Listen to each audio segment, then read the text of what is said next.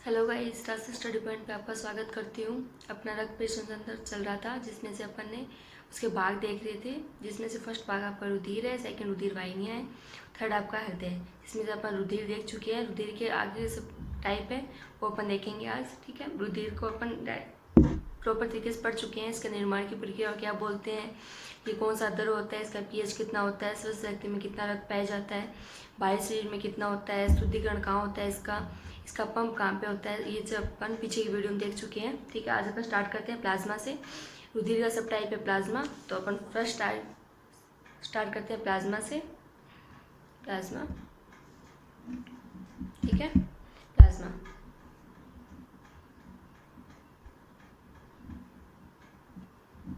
ठीक है, अभी देखते हैं कि प्लाज्मा क्या है, कितना परसेंट भाग ये रुधिर का कवर करता है, इसमें कौन सा रंग पाया जाता है, किसके कारण होता है वो रंग, क्या होता है, कि कौन से आयन होते हैं उसमें, वो सब अपन देखेंगे प्लाज्मा में। तो अपन स्टार्ट करते हैं। सबसे पहले देखेंगे कि रुधिर में कितना प्रतिशत प्लाज्मा पाया जाता है। रुधिर में 55% भाग प्लाज्मा कवर करता है। तो ये मैं लिख देती हूँ, ये रुधिर का, ये रक्त का 55% भाग पूर्ण करता है। ठीक है, करता है। ठीक है, 55% भाग पूर्ण करेगा तो इसका सेकंड भाग आपका रक्त कणिका है, जिसमें से आपका 45% वो भाग कवर करेगा। लेकिन गाइस मैंने आपको कल बताया था कि रक्त कणिकाएं तो आरबीसी, डब्ल्यूबीसी, प्लेटलेट्स में डिवाइड है। ये प्लाज्मा किसी में डिवाइड नहीं है। तो इसमें कुछ ना कुछ तो ऐसा पाया जाएगा जिसमें से ये 55% भाग कवर कर रहा है इसका। तो इसमें क्या पाया जाएगा, तो इसमें आपका 90% आपका जल पाया जाएगा और आपको 10% है वो कार्बनिक और अकार्बनिक जो आयन आपके वो पाए जाएंगे। ठीक है, तो अपन वो भी लिख देते हैं अपने प्लाज्मा में। प्लाज्मा में 90% जल व 10% कार्बनिक व अकार्बनिक, कार्बनिक व अकार्बनिक, अकार्बनिक आयन पाए जाते हैं। ठीक है, 90% जल है, 10% कार्बनिक और अकार्बनिक आयन है। तो ये वो आयन कौन से हैं वो भी अपन को देखना चाहिए कि आयन कौन से पाए जाएंगे। इसमें से इस जो आयन है उसमें से आपको पीछे एलडीसी में आपको एग्जाम में क्वेश्चन पूछा गया है कि प्लाज्मा में कौन से आयन उपस्थित होते हैं, जिसमें से 3 सेम दिए गए थे, एक अलग दिया गया था, जिसमें से अलग को चुनना था। तो अपन आयन देख लेते हैं कौन से आयन पाए जाते हैं। तो मैं यहाँ पे लिख देती हूँ उपस्थित आयन। ठीक है, उपस्थित आयन कौन कौन से हैं। ठीक है, तो आपका कौन सा है, कैल्शियम है, सोडियम है, पोटेशियम है और मैग्नीशियम है।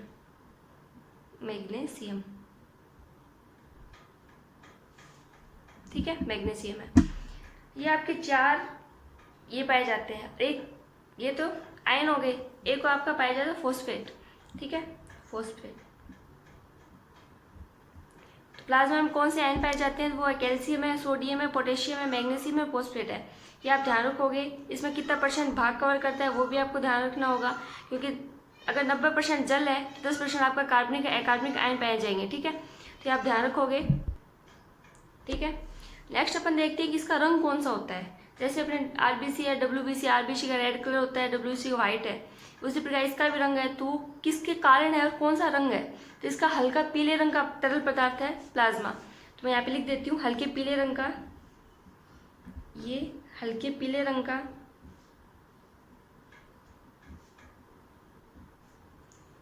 तरल पदार्थ है। ठीक है, अभी हल्के पीले रंग का है, तो पीला रंग आया किसकी वजह से, ये भी अपन को देखना चाहिए। तो मैंने पाचन तंत्र में आपको बस एक चीज़ बताई थी, एक वर्णक बताया था, वही इसका भी कारण है हल्के पीले रंग का, वो है बिलिरुबिन। ठीक है, तो मैं यहाँ पे लिख देती हूँ हल्के पीले रंग का कारण क्या आपका, बिलिरुबिन वर्णक। ठीक है, वर्णक के कारण ठीक है, किसका रंग हल्का पीला हो जाता है, प्लाज्मा का रंग। ठीक है, तो आपको रंग भी पूछा जा सकता है और ये भी पूछा जा सकता है कि किसकी वजह से हो रहा है ये पीला रंग। ठीक है, तो ये आप ध्यान रखोगे। नेक्स्ट अपन देखते हैं तो ये देखते हैं कि इसमें अनेक प्रोटीन्स पाए जाते हैं। कौन कौन सी प्रोटीन्स पाए जाते हैं? जैसे इसमें आयन पाए जाते हैं वैसे इसमें प्रोटीन्स भी पाई जाती है, तो वो भी अपन को देखना होगा कौन सी प्रोटीन्स पाई जाती है। तो इसमें कौन कौन सी, एल्बुमिन हो गया, ग्लोबुलिन हो गया, प्रोथ्रोम्बियम प्रोटीन्स पाई जाती है। तो इसमें एल्बुमिन, प्रोथ्रोम्बियम,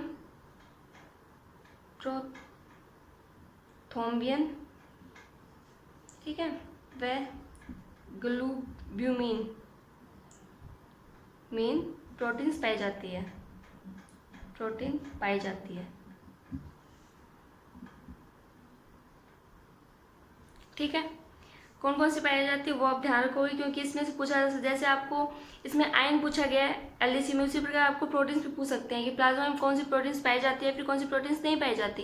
तो ये चीज़ आपको ध्यान रखनी है कि कौन सी प्रोटीन्स पाई जाती है। ठीक है, और नेक्स्ट अपन देखते हैं कि एक प्रोटीन ऐसी होती है जिसमें एंटीबॉडी निर्माण में सहायक होती है। एंटीबॉडी अपन ब्लड ग्रुप जब अपन रक्त समूह पढ़ेंगे उसमें से आप एंटीबॉडी एंटीजन देखेंगे, तो मैं आपको एंटीबॉडी का निर्माण में सहायक कौन सी प्रोटीन होती है वो मैं यहाँ पे बता देती हूँ। नेक्स्ट अपन जब एंटीबॉडी पढ़ेंगे तो उसे डिटेल से पढ़ लेंगे। ठीक है, तो ये क्या है, ग्लोब्यूमिन, ये एंटीबॉडी के निर्माण में सहायक होती है। ठीक है, ये प्लाज्मा में पाई जाती है, लेकिन ये एंटीबॉडी के निर्माण में सहायक होती है। तो मैं यहाँ पे लिख देती हूँ ग्लोब्यूमिन प्रोटीन एंटीबॉडी के निर्माण में सहायक होती है, निर्माण में सहायक होती है।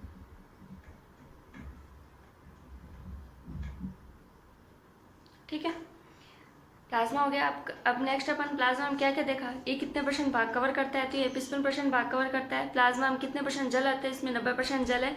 10% आपका ऑर्गेनिक व इनऑर्गेनिक आयंस पाए जाते हैं, जिसमें से आयंस कौन कौन से आपके कैल्शियम है, पोटेशियम है, सोडियम है, मैग्नीशियम है, फॉस्फेट है। इसका रंग कौन सा होता है, तो इसका हल्का पीले रंग होता है। किसके कारण होता है, ब्लू वर्णक के कारण होता है। इसमें प्रोटीन्स पाई जाती है, एल्बुमिन हो गया, प्रोथ्रोम्बियम हो गया, ग्लूकोगिन प्रोटीन्स पाई जाती है। ठीक है, इसमें एंटीबॉडी के निर्माण में कौन सहायक होती है, तो ग्लूकोगिन प्रोटीन सहायक होती है। नेक्स्ट अपन देखते हैं रक्त कणिकाएं। ठीक है, फर्स्ट आपका प्लाज्मा हो चुका है, सेकंड अपन रक्त कणिकाएं देखते हैं। तो ठीक है, सेकंड रक्त कणिकाएं। ठीक है, मैं रक्त कणिकाएं बता चुकी हूँ कल की क्लास में कि ये कितने प्रकार की होती है। तो ये कितने प्रकार की होती है, 3 की होती है, आरबीसी, डब्ल्यूबीसी, प्लेटलेट्स। ठीक है, तो अपन पहले अपन आरबीसी देखेंगे। पहले ये देखेंगे कि ये कितने परसेंट भाग कवर करती है, क्योंकि इसमें सब टाइप है, आरबीसी, डब्ल्यूबीसी, प्लेटलेट्स। तो लेकिन ये टोटल में आगे कितने परसेंट भाग कवर कर रही है, तो ये 45% भाग पूर्ण करेगी, क्योंकि 55% आपका प्लाज्मा कर चुका है। तो मैं लिख देती हूँ यहाँ पे, ये रक्त का 45% भाग पूर्ण करता है। ठीक है, अब अपन इसके सब टाइप देख लेते हैं। फर्स्ट आपका कौन सा है, आरबीसी। ठीक है, आरबीसी को क्या बोलते हैं, एक नाम और भी है इसका आरबीसी को। ये तो सबको पता है कि रेड ब्लड सेल कार्पस बोलते हैं। ये तो नॉर्मल आपको कोई नहीं पूछा जाएगा, सिर्फ इतना पूछा जाएगा कि सी का मतलब क्या है। सी का आपको कभी कभी ये लगता है कि रेड ब्लड सेल्स है, तो ये सेल्स नहीं है, ये कार्पल्स है। ठीक है, तो मैं यहाँ पे लिख देती हूँ इसका रेड ब्लड कार्पस। ठीक है, और इसका एक और नाम होता है, वो कौन सा है, तो वो ये चीज़ आपको ध्यान रखनी होगी, क्योंकि आरबीसी, डब्ल्यूबीसी, प्लेटलेट्स के तीनों के नाम अलग अलग है, और तीनों के नाम डायरेक्ट आपको अगर आरबीसी नहीं दी जाती है तो डायरेक्ट आपको वो नाम भी दे सकते हैं। तो दूसरा आपका नाम क्या है, इरिथ्रोसाइट। ठीक है, इरिथ्रोसाइट, ये नाम आपको ध्यान रखना होगा। इरिथ्रोसाइट किसका नाम है, आरबीसी का है। ठीक है, तो ये इसका निर्माण कहाँ होता है, ये सबसे पहले अपन देखेंगे कि आरबीसी का निर्माण कहाँ होता है। ठीक है, तो आरबीसी का निर्माण कहाँ होता है, इसका निर्माण अस्थि मज्जा में होता है। तो मैं लिख देती हूँ निर्माण तो अस्थि मज्जा में।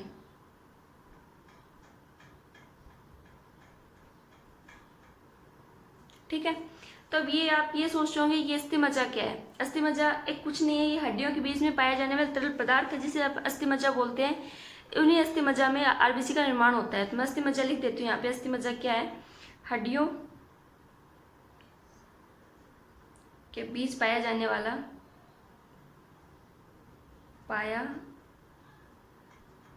जानने वाला तरल पदार्थ है, तरल पदार्थ होता है। ठीक है, आगे मैं जब भी आपको अस्थिमज्जा नाम बोलूं तो आप समझ जाना कि हड्डियों के बीच में पाए जाने वाले तरल पदार्थ है जिसे अस्थिमज्जा बोलते हैं। ठीक है, अस्थिमज्जा में किसका निर्माण होता है? तो अस्थिमज्जा में आरबीसी का निर्माण होता है। ठीक है, नेक्स्ट अपन देखते हैं। इसका अपन निर्माण देख चुके हैं कि इसका अस्थिमज्जा में होता है, लेकिन अगर आपको ये पूछ लिया जाए कि भ्रूणीय अवस्था में आरबीसी का निर्माण कहाँ होता है तो वो भाग अलग होता है। तो मैं वो भी लिख देती हूँ आपको कि भ्रूणीय अवस्था में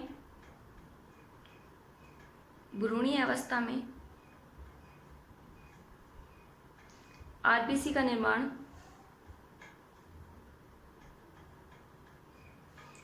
यकृत के प्लीहा भाग में होता है। ठीक है, प्लीहा भाग में होता है।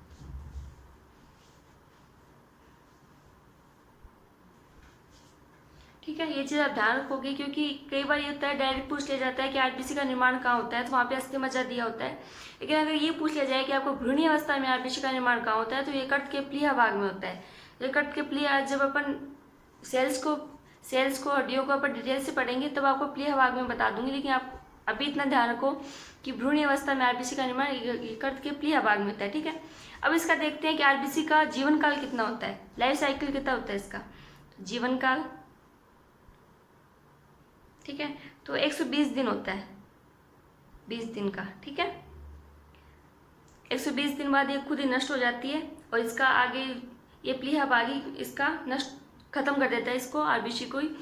तो इसका जीवन काल कितना है? 120 दिन है। ठीक है गाइस, ये क्वेश्चन पूछ लिया गया है पीछे के एग्जाम में, आरबीसी का जीवन काल कितना है तो 120 दिन है। ये चीज़ आप ध्यान रखोगे। ठीक है, नेक्स्ट अपन देखते हैं कि इसका रुधिर में कौन सा वर्ण जो आपका प्रोटीन से कौन सी पाई जाती है जिसके कारण इसका लाल रंग होता है। ठीक है, क्योंकि रेड मैंने आपको ऊपर बता चुकी हूँ कि रेड ब्लड कार्पस है तो इसका लाल रंग तो होगा, लेकिन किसके कारण है वो चीज़ अपन देखते हैं।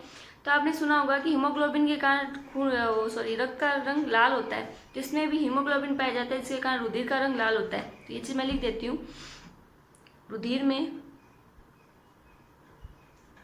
हीमोग्लोबिन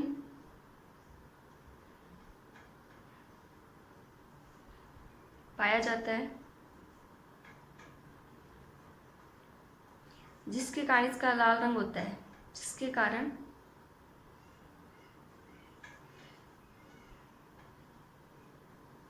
रुधिर का रंग लाल होता है।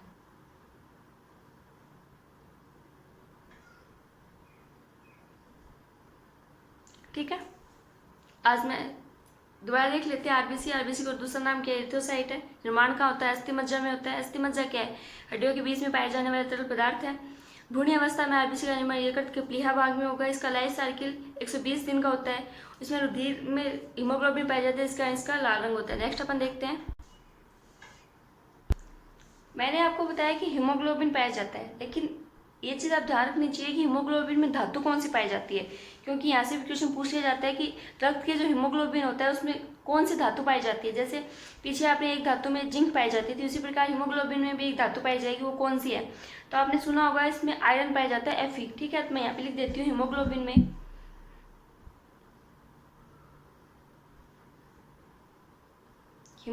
में आयरन धातु पाई जाती है। आयरन इसका क्या है? Fe धातु पाई जाती है। ठीक है, पाई जाती है। ठीक है, अभी Fe धातु पाई जाती है, इसे कौन से वर्णक के नाम से जाना जाता है ये भी पूछ लिया जाता है कि सवर्णीय वर्णक को किसे कहते हैं। तो ये आयरन धातु है, हीमोग्लोबिन जो आयरन धातु है इसे सवर्णीय वर्णक के नाम से जाना जाता है। तो मैं ये लिख देती हूँ आपको, जिसे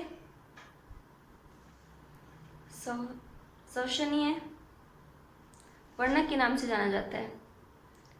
वर्णक के नाम से जाना जाता है। ठीक है, ये आप ध्यान रखोगे कि किसे सवर्णीय वर्णक के नाम से जाना जाता है। तो हीमोग्लोबिन में जो आयरन धातु पाई जाती है उसे सवर्णीय वर्णक के नाम से जाना जाता है। ठीक है, अब ये देखते हैं कि आरबीसी की संख्या मेल में कितनी होती है, फीमेल में कितनी होती है, क्योंकि इसमें लाखों में इसकी संख्या होती है। तो दोनों को आपको देखना होगा कि मेल्स में कितनी है, फीमेल में कितनी है। तो मैं यहाँ पे लिख देती हूँ आपको कि नर में आरबीसी की संख्या, ठीक है, और नीचे अपन लिख देते हैं मादा में आरबीसी की संख्या। आरबीसी की संख्या। ठीक है, तो अगर मेल है तो उसमें 55 लाख प्रति घन mm होती है, और फीमेल है तो उसमें कितने 45 से 52 लाख प्रति mm क्यूब होती है। ठीक है, तो ये चीज़ अब ध्यान रखना, मेल में कितनी है 55 लाख प्रति mm क्यूब। ठीक है, और इसमें कितनी है 45 से 52 लाख प्रति mm क्यूब। ठीक है, कितनी होती है, मेल में कितनी होती है 55 लाख होती है, और फीमेल में कितनी होती है 45 से 52 लाख प्रति mm होती है। ये चीज़ आप ध्यान रखोगे।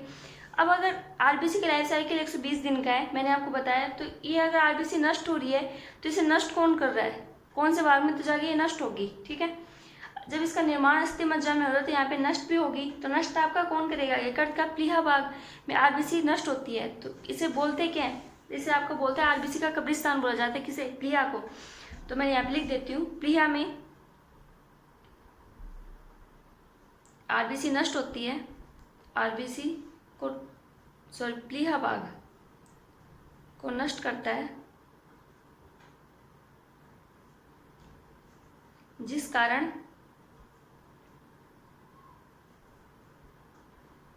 इसे आरबीसी का कब्रिस्तान बोलते हैं, आरबीसी का कब्रिस्तान बोलते हैं। ठीक है, कब्रिस्तान बोलते हैं।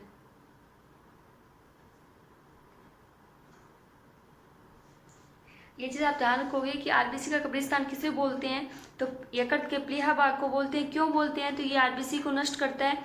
जब इसका आरबीसी का लाइफ साइकिल पूरा हो जाता है 120 दिन का, उसके बाद ये नष्ट होती है, तो यहाँ पे प्लीहा भाग में खत्म हो जाती है, यहाँ पे बिल्कुल नष्ट हो जाती है, और नई आरबीसी का निर्माण होता है। कहाँ पे होता है, अस्थि मज्जा में होता है। ठीक है, नेक्स्ट अपन देखते हैं, अपन ने देखा कि प्लीहा जब लाइफ साइकिल इसका पूरा हो जाता है तो ये नष्ट होती है प्लीहा भाग में, लेकिन गाइस इसका संग्रहण भी प्लीहा भाग में होता है, जिसे आरबीसी का ब्लड बैंक बोलते हैं। ठीक है, तो ये भी आप ध्यान रखोगे,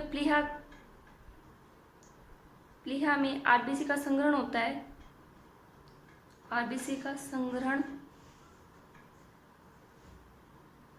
होता है। ठीक है, अतः इसे आरबीसी का ब्लड बैंक बोलते हैं, ब्लड बैंक भी कहा जाता है।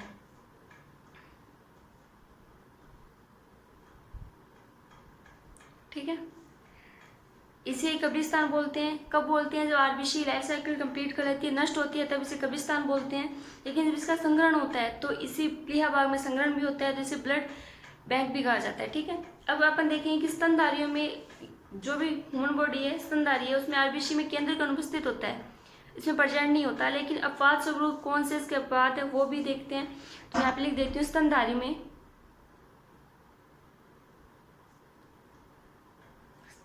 में आरबीसी में केंद्रक अनुपस्थित होता है, केंद्रक अनुपस्थित होता है, उपस्थित होता है। ठीक है, स्तनधारी में आरबीसी बोल दी, लेकिन इसका अपवाद है, कौन है अपवाद, तो इसका ऊंट है, जिराफ है और लामा है। तो मैं यहाँ पे अपवाद लिख देती हूँ, अपवाद ऊंट, जिराफ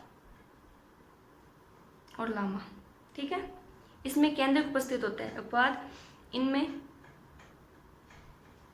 केंद्रक उपस्थित होता है, उपस्थित होता है।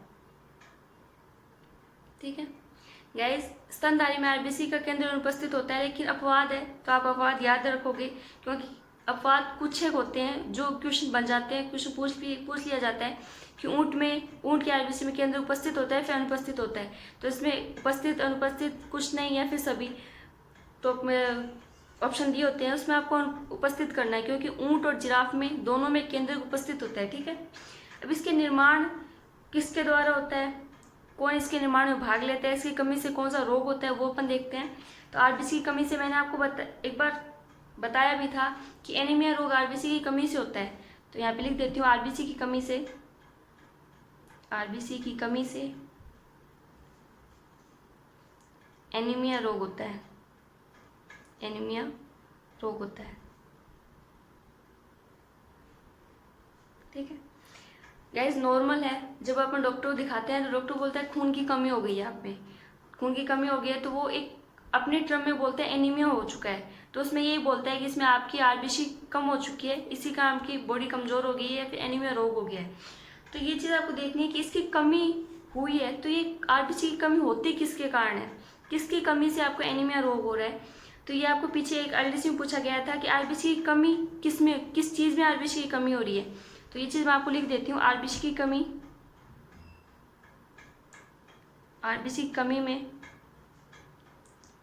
हीमोग्लोबिन कम हो जाता है, हीमोग्लोबिन कम हो जाता है, ठीक है, कम हो जाता है। या फिर रुधिर कम हो गया, रुधिर कम हो जाएगा, जिंक धातु आपकी वो कम हो गई, या फिर विटामिन B12 कम हो गई, विटामिन 9 कम हो गई, या फिर आयरन की कमी हो गई, आयरन की कमी, ठीक है, कमी से। मैंने आपको यहाँ पे जिंक धातु लिख दी, विटामिन B12 लिख दिया, विटामिन 9 लिख दिया, या फिर Fe जो मतलब आयरन की कमी से आरबीसी की कमी हो जाती है, जिसमें एनीमिया रोग होता है, ठीक है। अब इसके निर्माण में कौन भाग लेता है वो देख लेते हैं। मैंने आपको ऊपर बताया, हीमोग्लोबिन बता चुकी हूँ, रुधिर बता चुकी हूँ, जिंक धातु भी बता दिया, आयरन भी बता चुकी हूँ। लेकिन आपके सामने ये दो नाम नए आए, विटामिन B12 और विटामिन 9। तो ये क्यों आए हैं, इसकी कमी से रोग हो रहा है, तो कहीं ना कहीं ये इसमें भाग ले रहे हैं, तो इसके निर्माण में यही दोनों सहायक होते हैं। तो आरबीसी के निर्माण में विटामिन B12 और विटामिन 9 सहायक होते हैं, ठीक है। तो वो मैं लिख देती हूँ, आरबीसी के निर्माण में विटामिन B12 पे विटामिन 9 B9 सहायक होता है, होते हैं, ठीक है। मैंने आपको पीछे विटामिन पढ़ा चुकी हूँ, इसके आपको केमिकल नेम्स भी बताए हैं विटामिन के, किसमें आपके केमिकल नेम क्या है। तो केमिकल नाम आपको याद रखना होगा। तो विटामिन B12 का क्या है, साइनोकोबाल्मिन है। विटामिन 9 का क्या है, फोलिक अम्ल है। तो मैं यहाँ पे इसके भी लिख देती हूँ, विटामिन B12 की क्या है, साइनोकोबाल्मिन, ठीक है। और B9 का क्या है, फोलिक अम्ल, ठीक है। तो यहाँ पे अगर आपको B12 या फिर B9 की कमी ना दे के आपको साइनोकोबाल्मिन या फिर फोलिक अम्ल भी दे सकता है कि इनकी कमी से भी क्या होता है, एनीमिया रोग होता है। तो ये चीज़ आप ध्यान रखोगे, विटामिन B12 और विटामिन 9 आरबीसी के निर्माण में सहायक होता है।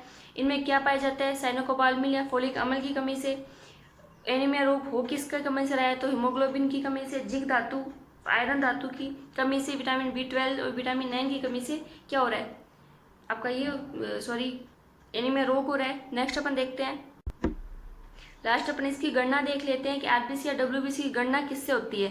तो मैं वो भी बता देती हूँ आपको, आरबीसी या डब्ल्यूबीसी की गणना हीमोसाइटोमीटर से होती है, ठीक है। ये चीज़ आप ध्यान रखोगे क्योंकि ये पूछ लिया जाता है कि हीमोसाइटोमीटर से किसकी गणना होती है। तो आरबीसी और डब्ल्यूबीसी की गणना हीमोसाइटोमीटर से ही होती है। तो ये चीज़ मैं लिख देती हूँ, हीमोसाइटोमीटर